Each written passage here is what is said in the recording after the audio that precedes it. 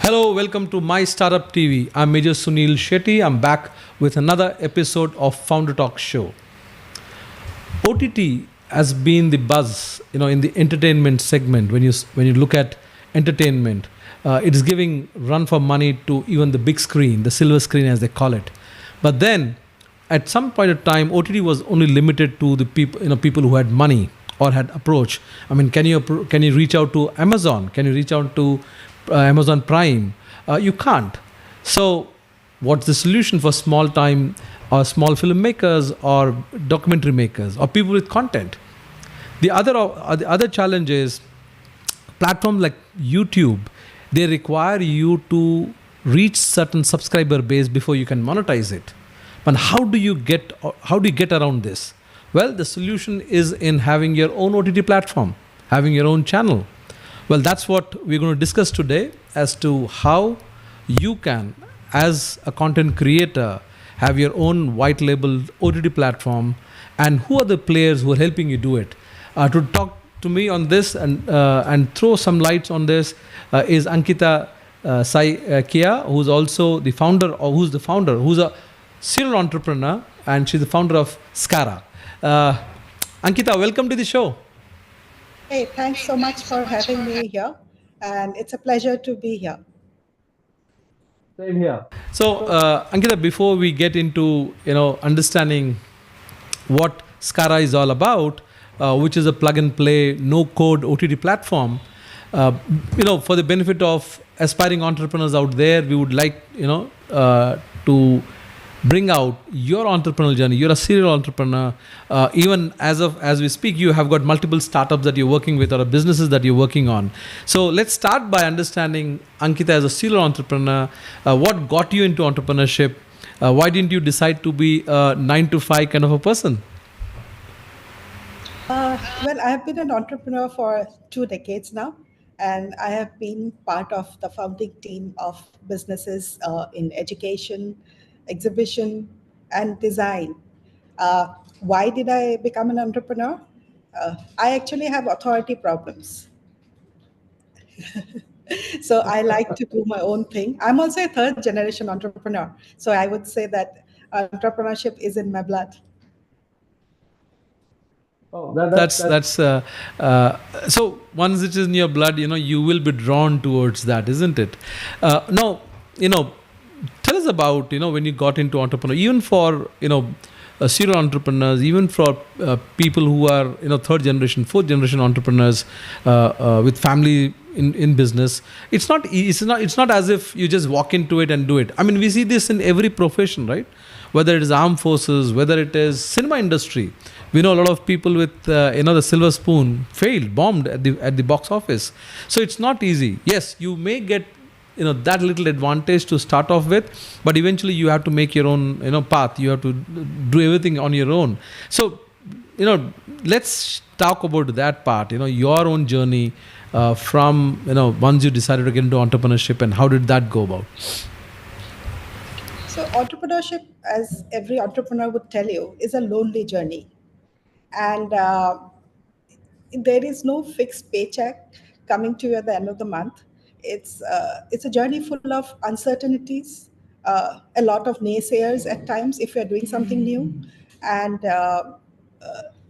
it's tough, especially if as an entrepreneur, you don't always have access to capital, and and you make a lot of mistakes head on at the start of your journey, which also, I would say teething problems, but also cost you money and at times time as well. So, and juggling that with, as a woman, many other responsibilities that come into you is a tough thing. But I think resilience is a key factor, and support is another key factor. Uh, uh, these days, in the past 20 years, there is a lot more access for entrepreneurs to capital, to mentorship. Uh, and so many resources led by different institutions of excellence, a lot of incubation programs, which help a lot, I think.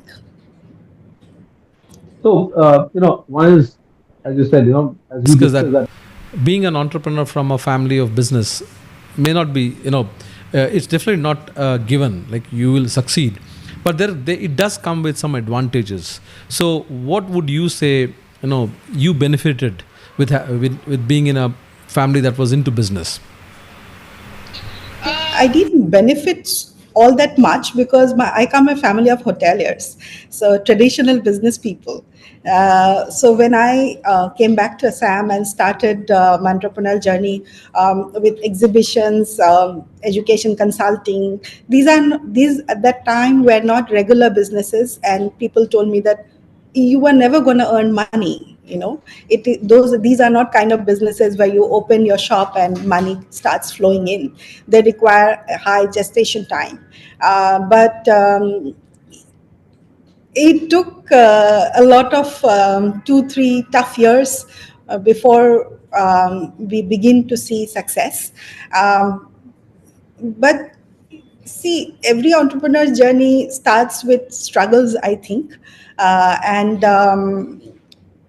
doing businesses where people told me that I will never make money probably helped me know myself better, or I would say, cultivate resilience into me. And I'm still doing it. A lot of people still tell me that building Skara from a tier 2 city is never going to work. So that's still on. My co-founder and I started my co-founder is Parag, and we started a design company in 2017, where we were doing a very boutique design agency and servicing clients all around the world. Again, there were a lot of naysayers in that, so I'm used to it. I think if people say it won't work, it might just work. Well, that's how it is, right? People might People keep must keep saying. saying it doesn't work or it will not work, but then you keep doing it. Now, one is challenges outside. The other is to go against the grain of what family is doing. Like you come from a hotelier's background. How was that? How did you negotiate that, or how did you navigate the challenge at home? Probably they would have said, "Hey, if you want to do business, why not join the family business? We already built it over 2 generations, so why not?" So, what were the challenges there, and how did you navigate that challenge? So I was actually pretty lucky that way, because my family is a pretty do your own thing kind of one. I mean, they're pretty liberal, and they allowed us to study what they want, and our parents allowed us to do what they want. So yes, that was the easy thing, join the family business. But you also need to have some fire in your belly to do what you want to do. If there's a certain direction that you want your business to go, or there's a particular business that you want to do, a particular idea that you want to turn into profit, so to speak, you have to believe in that vision and you have to work towards it. Nothing is easy. I mean, so yes, there was no force from my family to do that or go the traditional way. And they were quite worried about me, I think, initially, first 2 years. How am I going to manage? But they're proud of us. They're proud of what I've achieved.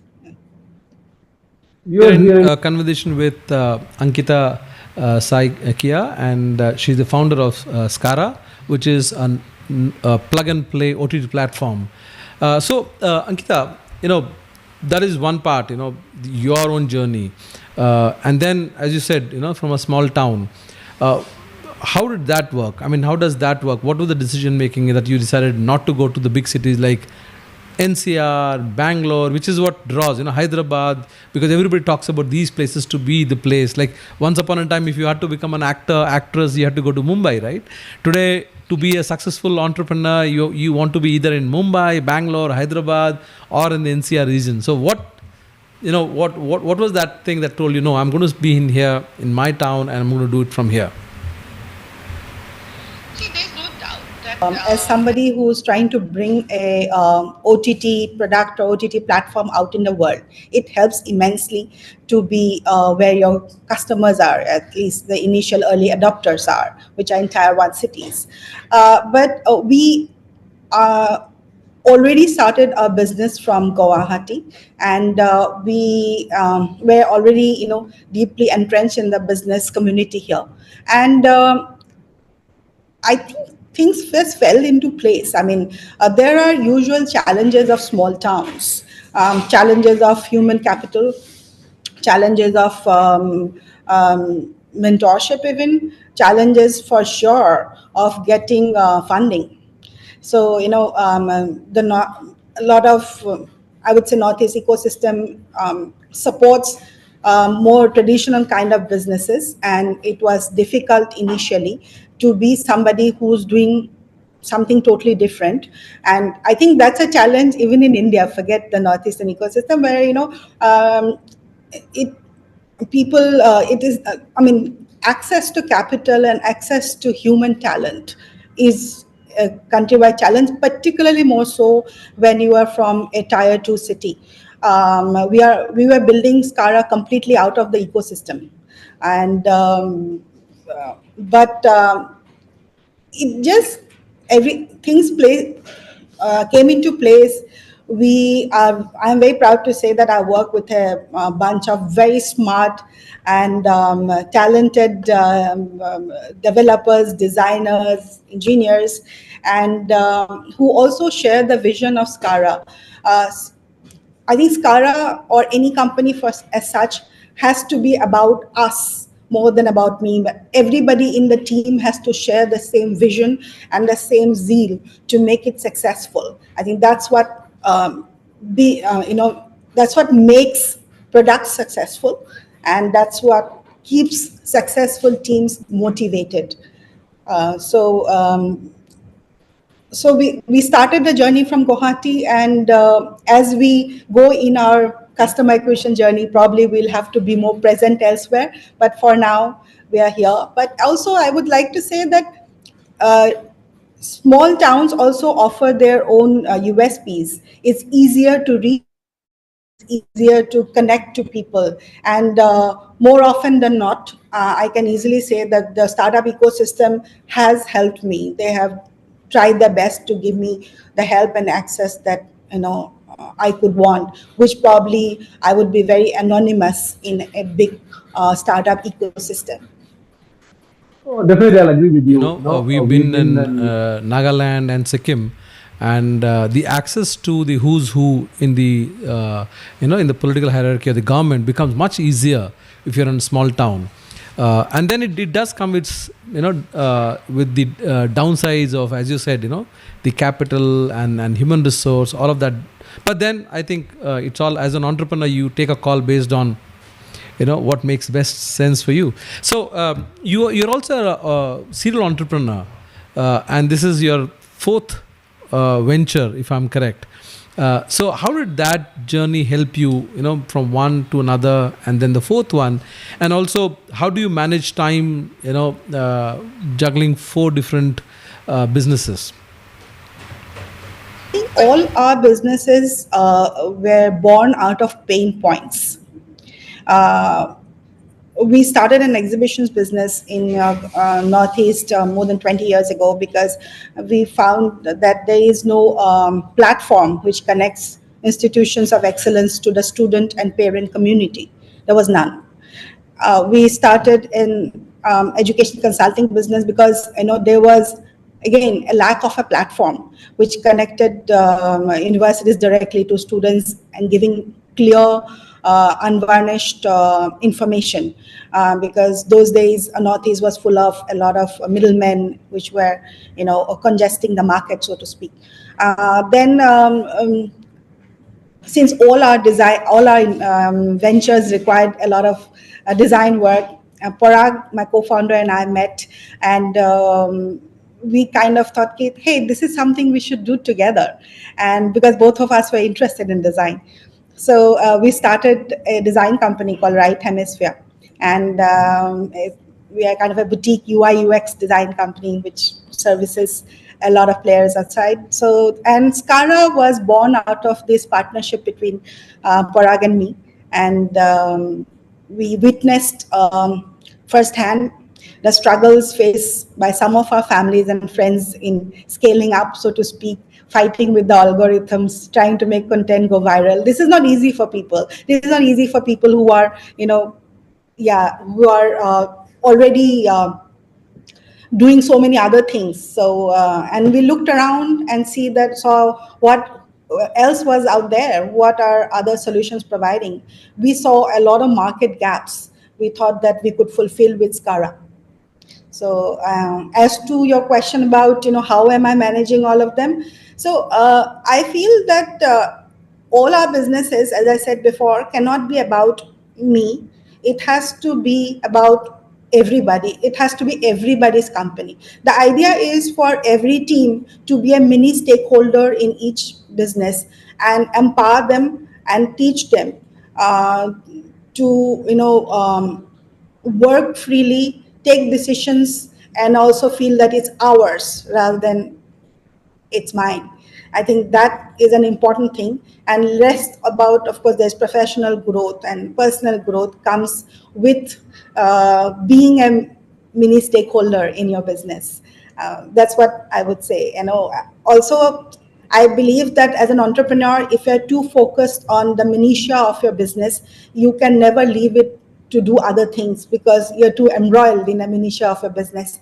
So hire good people, smart people, and give them some power so that you have some time left over to focus on any other interesting business idea that may come to you.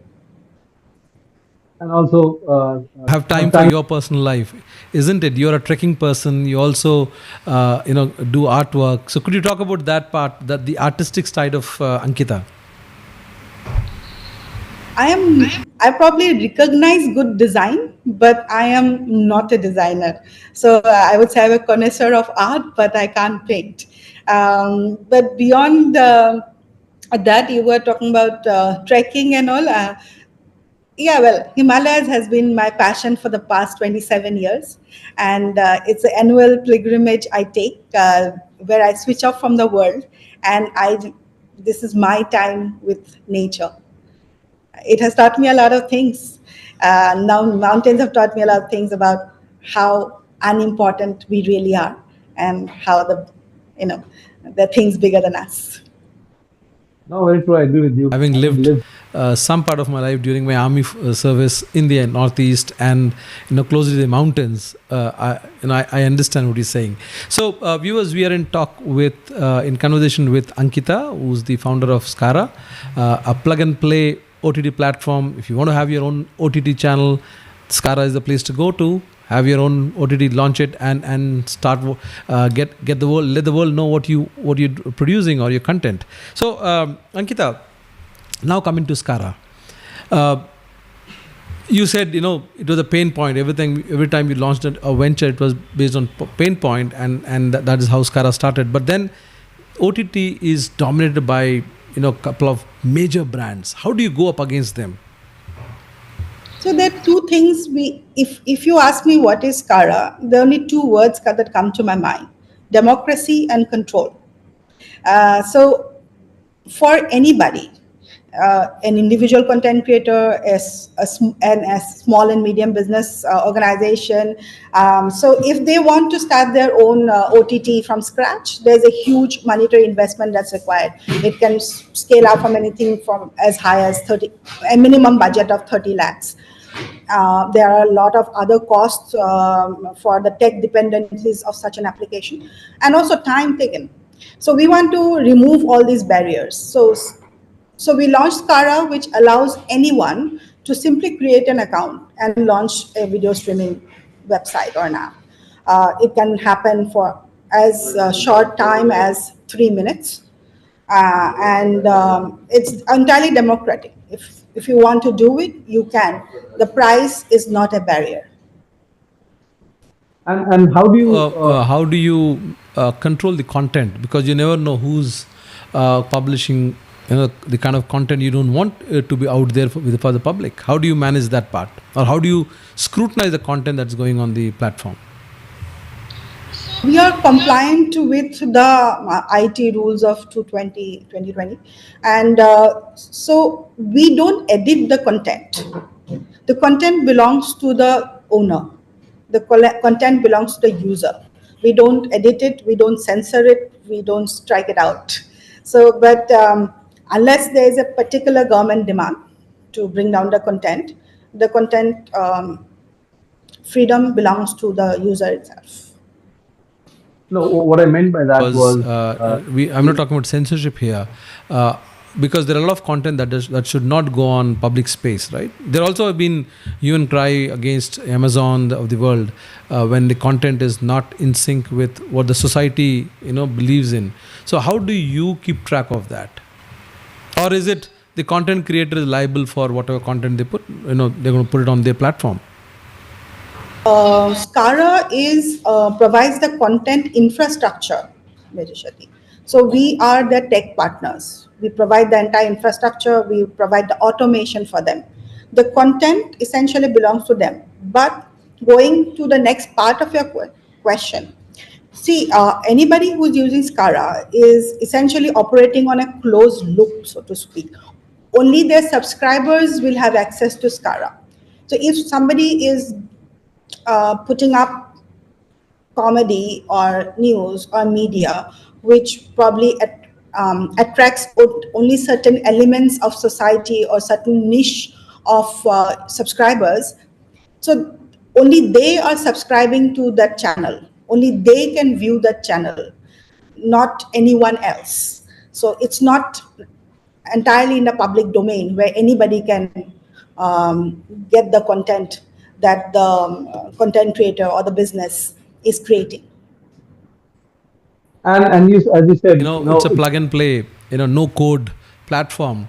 So can a user or a company that wants to have their own platform restructure the design, make the look and feel? Can they be different to another channel out there?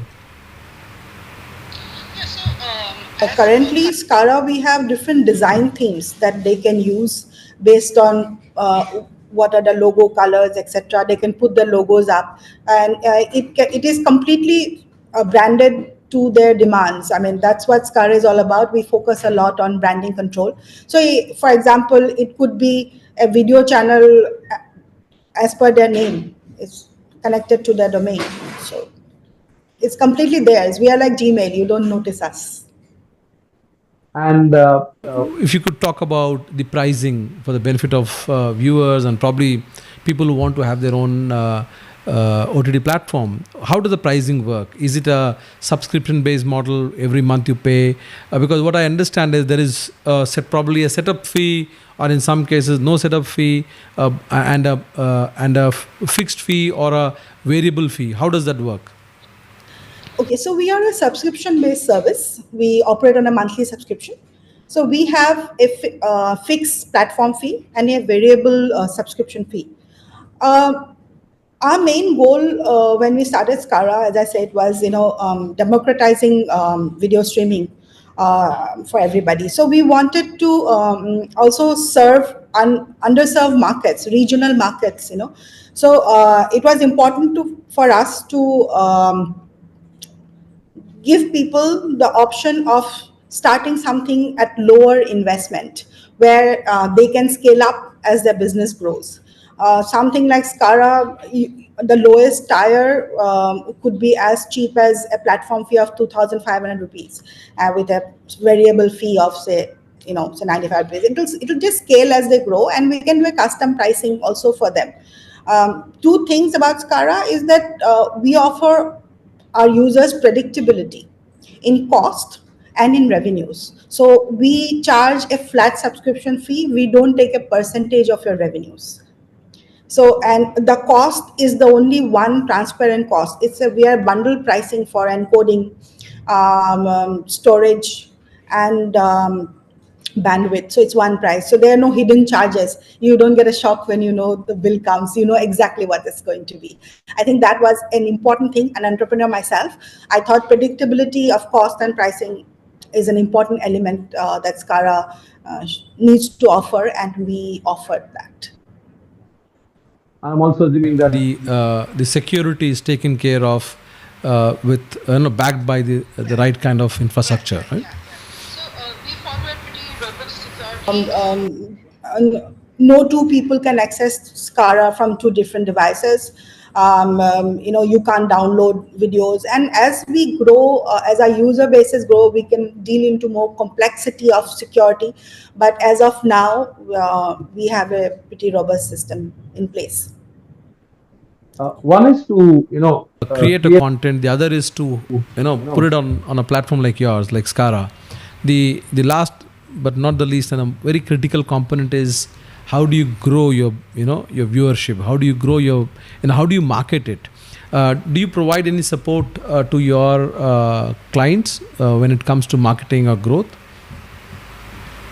We have just started in our public launch. We are simply operating as a technical infrastructure. So we are actually relevant for people who are already monetizing their videos, who already have a subscription base and they are already earning money from the video. So Skara is a way to bring their loyal audiences to their own branded streaming channel. So as of now, this is the service that we offer. But as we grow and as our people demand, we might offer more in future. It's early to say truthfully, but we don't. Why not? Maybe. Ankita, as a message to entrepreneurs out there aspiring, a lot of our viewers are aspiring entrepreneurs in the age group of 18 to 24 that form the bulk of our viewer base or subscriber base.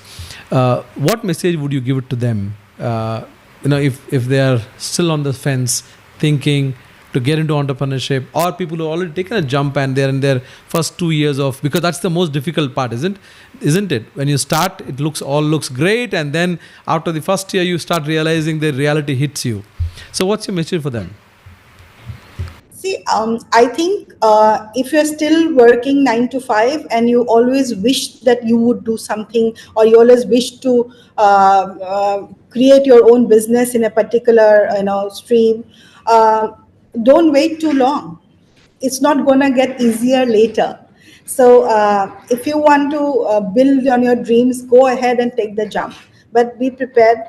The jump will bring its own challenges, uncertainty, self-doubt, problems of money, constantly juggling bottom lines, dealing with many other issues of people and all, resources. These are given. This is for everybody, right?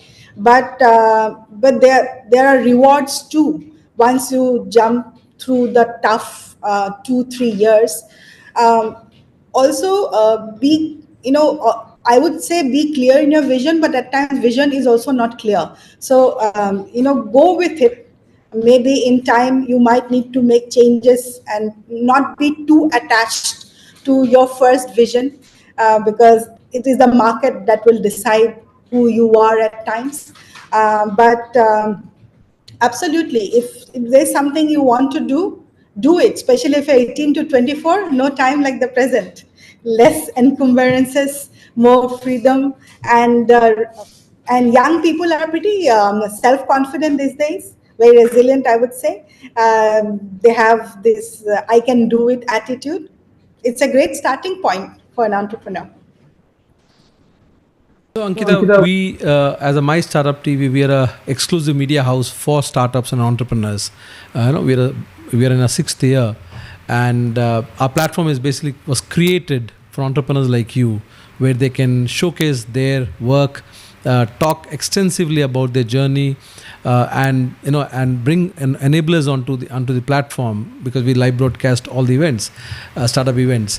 What are your thoughts about the kind of work we are doing? Can you repeat that question? What are my thoughts about? The kind of work we doing are as doing My Startup TV, the media house. Startups like yours, media startups are like yours are very important, because it's important for, we are such a populous country. Every as we speak now, There are probably hundreds of entrepreneurs who are making the jump, so to speak. It's important for their stories to be heard. It's important for people to know what different things are happening across the country. It's inspiring. It gives people ideas, and it gives people a platform to even share and discuss what they're doing. So putting limelight on entrepreneurs doing different things from different parts of the country, and a means to tell their stories is an important connect between the ecosystem and the entrepreneur. Thank you for that, Ankita. Ankita. Viewers, we are in we conversation with Ankita Saikia, who's the founder of Skara, a plug and play OTT platform. If you want to launch your own OTT platform, Skara is the place to be. Thank you for joining, and we hope you join us again. We do live broadcast of Founder Talk Show Monday to Saturday, 4 p.m. to 6 p.m. Ankita, thank you very much for being on our show, and we hope to see you again on some of our panel discussions. Thank you so much. Thank you so much, Major Shetty. It's a pleasure to be on board your broadcast, and look forward to interacting with you again. Thank you. Same here. Viewers, if you want to follow us, check us out on our social media handles. Join us for live such interesting conversations Monday to Saturday, 4 p.m. Thank you very much.